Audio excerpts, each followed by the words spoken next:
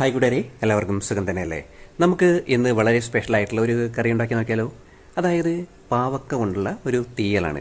തേങ്ങയൊക്കെ വറുത്തരച്ച് നല്ല പുളിയൊക്കെ ഇട്ട്, നല്ല പുളി എന്ന് പറഞ്ഞിട്ടുണ്ടെങ്കിൽ അത്യാവശ്യം പുളിയൊക്കെ ഇട്ടിട്ട് ഒരു അടിപൊളി തീയൽ.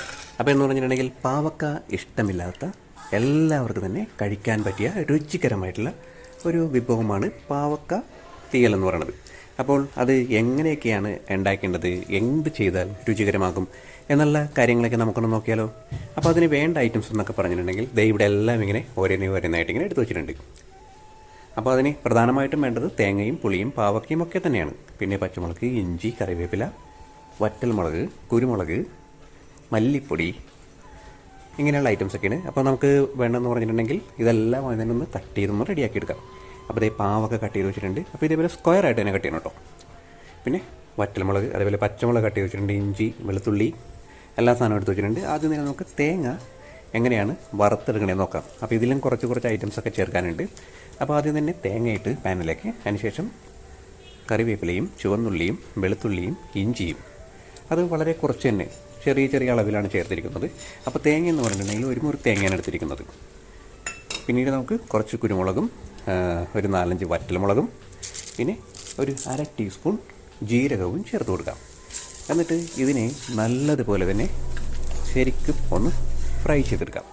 അപ്പോൾ ഇതാ ഫ്രൈ ആയിട്ടൊക്കെ വന്നിട്ടുണ്ട്. നല്ല രീതിയിൽ തന്നെ നമ്മൾ തേങ്ങ വറുത്തെടുത്തിട്ടുണ്ട്. ഇനി അതിലേക്ക് നമുക്ക് മല്ലിപ്പൊടിയാണ് ചേർത്ത് കൊടുക്കാനുള്ളത്. അപ്പോൾ നമ്മൾ എടുക്കുന്ന ക്വാണ്ടിറ്റി അനുസരിച്ചാണ് നമ്മൾ അതിലേക്ക് പൊടികളൊക്കെ ചേർത്ത് കൊടുക്കുന്നത്. അപ്പോൾ പാവക്ക ഏകദേശം ഒരു 300 ഗ്രാമുള്ള പാവക്കയാണ് എടുത്തിരിക്കുന്നത്. അപ്പോൾ അതുകൊണ്ടാണ് നമ്മൾ ഒരു സ്പൂൺ ചേർത്ത് കൊടുത്തിരിക്കുന്നത്. പിന്നെ പുളി എന്ന് പറഞ്ഞിട്ടുണ്ടെങ്കിൽ അത് ഏകദേശം ഒരു വലിയൊരു ചെറുനാരങ്ങ വലിപ്പത്തിലാണ് എടുത്തിരിക്കുന്നത്. കാരണം പുളിയുടെ കാര്യത്തിലൊക്കെ പ്രത്യേകം ശ്രദ്ധിക്കണം, വഴിയെ പറഞ്ഞുതരാം. അപ്പോൾ എന്തായാലും നമ്മളുടെ കൂട്ടുകളൊക്കെ തയ്യാറായിട്ടുണ്ട്. ഇനി മിക്സിയുടെ ജാറിലേക്ക് മാറ്റിയിട്ട് പിന്നെ നല്ലതുപോലെ ഒന്ന് ഇതേപോലെ ഒന്ന് അരച്ച് റെഡിയാക്കി എടുക്കാം. അപ്പോൾ എല്ലാം അരച്ചൊക്കെ റെഡിയാക്കി വെച്ചിട്ടുണ്ട്. ഇവിടെ നമ്മളുടെ ഐറ്റംസൊക്കെ എല്ലാം, അതായത് ചെയ്യേണ്ട കാര്യങ്ങളൊക്കെ എല്ലാം ചെയ്തിട്ടുണ്ട്. പുളിയൊക്കെ വെള്ളത്തിലിട്ട് നല്ലതുപോലെ തന്നെ കുതിർത്ത് പിഴിഞ്ഞ് അരിച്ചാണ് വെച്ചിരിക്കുന്നത്. അപ്പോൾ എന്തായാലും നമുക്ക് നമ്മളുടെ അടുത്ത പരിപാടിയിലേക്ക് പോകാം. അപ്പോൾ അതിന് നമുക്ക് ഒരു മൺചട്ടി എടുക്കുക. കാരണം ഇതേപോലെ തീയലുകളൊക്കെ ഉണ്ടാക്കുമ്പോൾ എപ്പോഴും മൺചട്ടിയാണ് കേട്ടോ ബെസ്റ്റ്.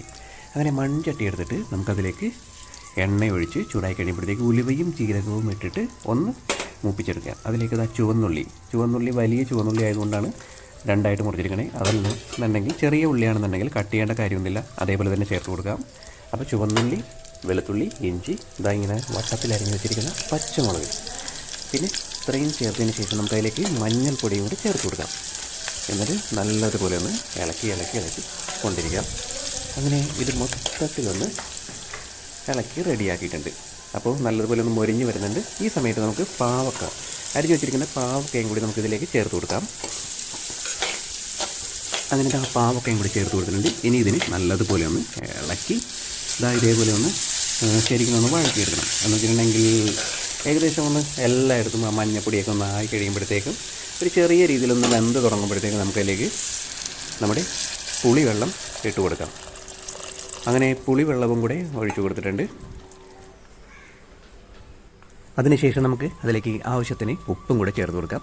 അപ്പോൾ നമ്മൾ പുളിയും തേങ്ങ വറുത്തരച്ചൊക്കെ ആയതുകൊണ്ട് നമ്മൾ സാധാരണ ചേർക്കുന്നതിൽ കൂടുതൽ ഉപ്പ് തന്നെ ചേർക്കേണ്ടി വരും. അതൊക്കെ നമ്മൾ നോക്കിയിട്ട് തന്നെ ചേർത്താൽ മതി. ഇനിയിപ്പോൾ പാവക്ക ഏകദേശം ഒരു വേവൊക്കെ ആയി വന്നിട്ടുണ്ട്. ഇനി നമുക്ക് വേണമെന്ന് പറഞ്ഞിട്ടുണ്ടെങ്കിൽ നമ്മൾ കൂട്ടായിട്ട് അരച്ച് വെച്ചിരിക്കുന്ന, അതായത് തേങ്ങ നല്ല സ്റ്റൈലായിട്ടൊക്കെ ഇങ്ങനെ അരച്ച് വെച്ചിട്ടുണ്ട്. അപ്പോൾ അതിനെ എടുത്തിട്ട് ഇതേപോലെ അങ്ങോട്ട് കൊടുക്കാം. കണ്ടോ, ഇങ്ങനെ അങ്ങോട്ട് ഒഴിച്ച് കൊടുത്തിട്ട് നമുക്കിതിനെ നല്ലതുപോലെ ഒന്ന് ഇളക്കിയെടുക്കാം. അപ്പോൾ ഇത്തിരി വെള്ളം കൂടുതലിരിക്കുന്നതാണ് നല്ലത്. കാരണം വെച്ചിട്ടുണ്ടെങ്കിൽ വെന്ത് കഴിഞ്ഞ് ഇറക്കി വെച്ച് ഒന്ന് തണുത്ത് കഴിയുമ്പോഴത്തേക്കും ഇത് നല്ല രീതിയിൽ തന്നെ ഒന്ന് കുറുകിയിരിക്കും. അപ്പോൾ അതുകൊണ്ട് ഇതേപോലെ മുങ്ങി കിടക്കുന്ന രീതിയിൽ തന്നെ ആയിക്കോട്ടെ. പിന്നീടെന്ന് പറഞ്ഞിട്ടുണ്ടെങ്കിൽ ഏറ്റവും അവസാനം നമുക്ക് കുറച്ച് ശർക്കരയും കൂടി ഒന്ന് ചേർത്ത് കൊടുക്കാം. ഇത് നിർബന്ധമൊന്നുമില്ല, വേണമെന്നുണ്ടെങ്കിൽ മാത്രമേ ചേർത്ത് കൊടുക്കുക. കാരണം ശർക്കര ചേർത്ത് കഴിയുമ്പോഴത്തേക്കും രുചിയെല്ലാം കൂടി ഒന്ന് കറക്റ്റായിട്ടൊന്ന് ഒരേ രീതിയിലെത്തും. അതല്ലെന്നുണ്ടെങ്കിൽ ഒരു ടീസ്പൂൺ പഞ്ചസാര ചേർത്താൽ മതിയാവും. ഇപ്പോൾ നമ്മളുടെ സംഭവങ്ങളൊക്കെ റെഡി ആയിട്ടുണ്ട്. ഇനി ഇതിനെ നമുക്ക് സ്റ്റൗവൊക്കെ ഒന്ന് സിമ്മിലേക്ക് ആക്കിയിട്ട് നമുക്കിതിനെ ഇറക്കി വെക്കാം. എന്നിട്ട് മറ്റൊരു പാൻ അടുപ്പത്തേക്ക് വെച്ചിട്ട് വെളിച്ചെണ്ണ ഒഴിച്ച് കടുകിട്ട്, പിന്നെ നമ്മൾക്ക് അരിഞ്ഞു വെച്ചിരിക്കുന്ന, അതായത് കടുക് പൊട്ടിയതിന് ശേഷം നമുക്ക് അരിഞ്ഞു വെച്ചിരിക്കുന്ന ചുവന്നുള്ളിയും അതേപോലെ തന്നെ കറിവേപ്പിലയും വറ്റൽമുളകും ഒക്കെ ചേർത്ത് നല്ലതുപോലെ ഒന്ന് വഴറ്റിയെടുക്കാം. അപ്പോൾ ഇതെല്ലാം കൂടി അങ്ങോട്ട് ചേർത്ത് ശരിക്കും അങ്ങോട്ട് മൊരിച്ചെടുക്കാം. ഇത് ഏറ്റവും അവസാനത്തെ പരിപാടിയാണ് കേട്ടോ. അങ്ങനെ ഇത് നമുക്ക് നല്ലതുപോലെ ഒന്ന് ഫ്രൈ ആയി കഴിയുമ്പോഴത്തേക്കും നമുക്ക് അതിലേക്ക് ഒഴിച്ചു കൊടുക്കാനുണ്ട്. അങ്ങനെ ഇതാ എല്ലാം റെഡി ആയിട്ടുണ്ട്. ഇനി നേരെ കൊണ്ടുപോയിട്ട് നമ്മളുടെ ചട്ടിയിലേക്ക് നമ്മളുടെ കറിയുടെ മേളിലേക്ക്, അതായത് തീയലിൻ്റെ മേളിലേക്ക് ഇതാ ഇതേപോലെ അങ്ങോട്ട് നൈസായിട്ട് അങ്ങോട്ട് ഒഴിച്ചങ്ങോട്ട് കൊടുക്കുക. അപ്പോൾ ഒരു സ്റ്റൈലിന് വേണ്ടിയിട്ട് 2 പച്ചമുളക് ഇട്ട് കൊടുത്തിട്ടുണ്ട്. അത് ചുമ്മാ ഇട്ട് കൊടുത്തതൊന്നുമല്ല, കാരണം എന്ന് വെച്ചിട്ടുണ്ടെങ്കിൽ ആ ചൂടിൽ കിടന്നൊന്ന് വെന്ത് ഈ കൂട്ടത്തിൽ ഈ എണ്ണയുടെയും എല്ലാത്തിൻ്റെയും കൂടി ഒരു രുചിയൊക്കെ പിടിച്ച് കഴിയുമ്പോഴത്തേക്ക് നല്ല രസമായിട്ടുണ്ടാവും കറിക്കും കേട്ടോ. അപ്പോൾ അതിന് ശേഷം നമുക്ക് ഇതേപോലെ തന്നെ ഇതിനെ ഒന്ന് നല്ലതുപോലെ ഒന്ന് ഇളക്കി അങ്ങോട്ട് കൊടുക്കാം. നമ്മൾ ഒഴിച്ചു വെച്ചിരിക്കുന്ന കൂട്ടുകൾ എല്ലാ ഭാഗത്തേക്ക് പോകാൻ വേണ്ടിയിട്ടാണ് നമ്മൾ ഇളക്കി കൊടുക്കുന്നത്. അപ്പോൾ ഇതൊക്കെ എല്ലാം ആ ചൂടോടുകൂടി തന്നെയാണ് കേട്ടോ ചെയ്യുന്നത്. പിന്നെ ഞാൻ നേരത്തെ ഒരു പറഞ്ഞില്ലേ പുളി ചേർക്കുന്ന കാര്യം, കാരണം പുളി എന്ന് പറയുമ്പോഴത്തേക്കും പുളി ഇതിലേക്ക് കൂടിയാലും ശരി കുറഞ്ഞാലും ശരി ഈ കറി നമ്മൾ ഉദ്ദേശിക്കുന്ന ടേസ്റ്റ് വരില്ല. അതുകൊണ്ട് കൃത്യമായിരിക്കണം എപ്പോഴും ഒരു. അപ്പോൾ അത്രയൊക്കെയുള്ള കാര്യങ്ങൾ പുളിയുടെ കാര്യത്തിലും ഉപ്പിൻ്റെ കാര്യത്തിലും പ്രത്യേകം ശ്രദ്ധിക്കണം. അതായത് കറക്റ്റ് അളവിൽ എപ്പോഴും ചേർക്കാൻ ശ്രമിക്കുക.